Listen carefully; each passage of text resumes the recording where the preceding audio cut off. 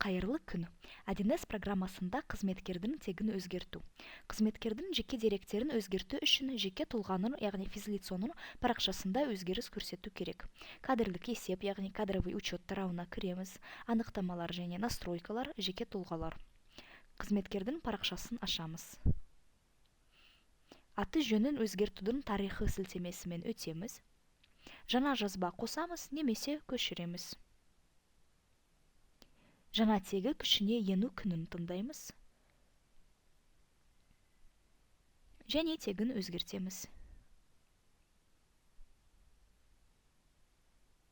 Сақтаймыз. Өзгерістерді растағаннан кейін жазбада көрсетілген күннен бастап қызметкер құжаттарда жаңа тегімен көрсетіледі.